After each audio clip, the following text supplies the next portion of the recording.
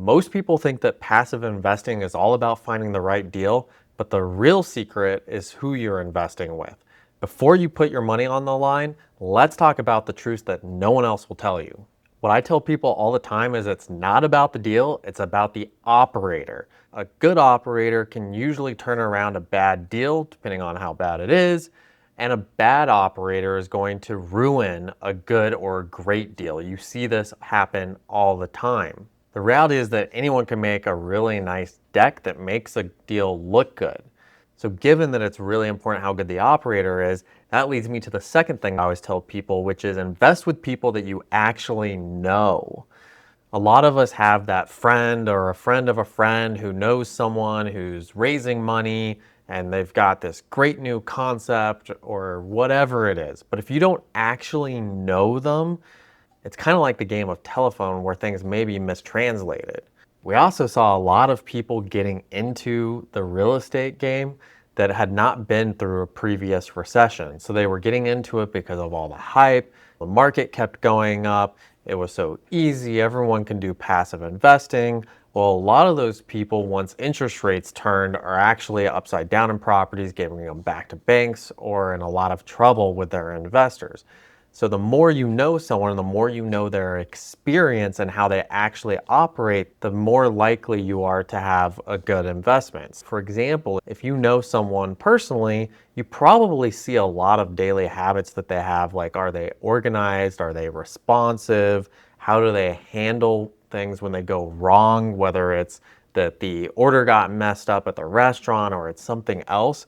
Because a lot of that is going to tell you how they handle a deal and how they operate their business. You're typically not going to be organized in your personal life and then disorganized in your business life. So knowing them and having trust with them before you invest with someone will help a lot. I also alluded to it a little before, but be careful of good marketing that actually hides bad investments. Because especially now with all of the technology we have in AI, you can put together really beautiful decks, and guess what? You can have the numbers say whatever the heck you want them to.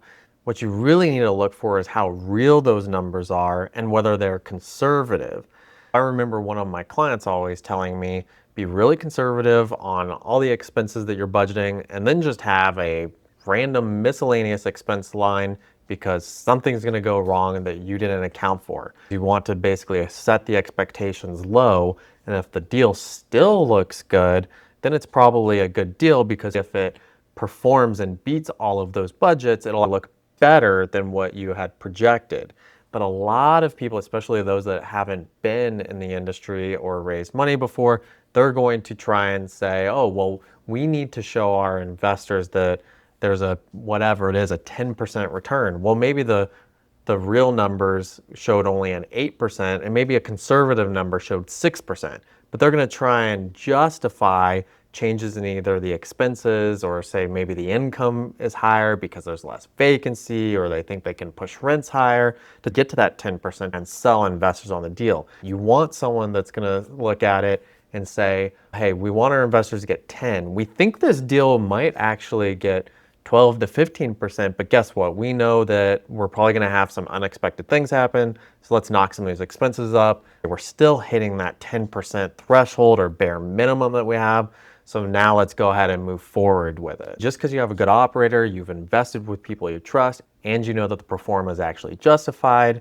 well, that doesn't necessarily mean that it's the right investment for you. So if you're going to do passive investing, you still need to know how to analyze deals for their risks and returns, because just because one deal makes sense for someone doesn't necessarily mean it makes sense for you. Every type of investment is going to have a different series of risks and returns. For an example, having a single tenant property may have a different risk than a multi-tenant property. So doing a single tenant triple net lease with something like a Walgreens or a CVS is very different than a 200 unit multifamily apartment complex. I'm not saying one is necessarily better than the other, but if you lose one tenant, now you have no income, and maybe you can't replace that tenant in that building without some serious capital. Versus on another one, if you have 200 units and occupancy goes from 90% to 80%, well, as long as the operator is budgeted for that and can cover the expenses to make it through, then that may be considered less risky. You have to look through some of the generic terms. Many times promoters are going to put out what's called an IRR, or an internal rate of return. And this is used to compare different deals to each other. So the higher the IRR, the better the deal, supposedly. Well, something you have to pay attention to is that a lot of times that IRR, in order to calculate it, you have to assume certain dates for either refinancing or a sale date. So they'll generally project out maybe owning the property for 5 years. The reality is, while you try and follow the business plan as closely as possible, a lot of times different things happen. For example, if interest rates drop significantly, maybe you end up refinancing a lot sooner than the plan, and so that means more capital to investors, which maybe that means a higher internal rate of return. Or maybe interest rates go up substantially and you had an adjustable rate mortgage, or they had to refi because the original loan was coming due. Now the cash flow doesn't make sense, so the sponsor is forced to sell, and so they're not doing it exactly on that 5-year time horizon. So while the IRR can be good to compare deals on, you have to look at what the underlying assumptions are and ask them about what those are and what their real plans are, because a lot of times they might say, well, we assume we're going to sell in year 5, but the reality is we're going to hold this thing as long as we can. Our idea is we're going to refinance, we're going to try and get to an infinite return, and we're going to hold on to the property.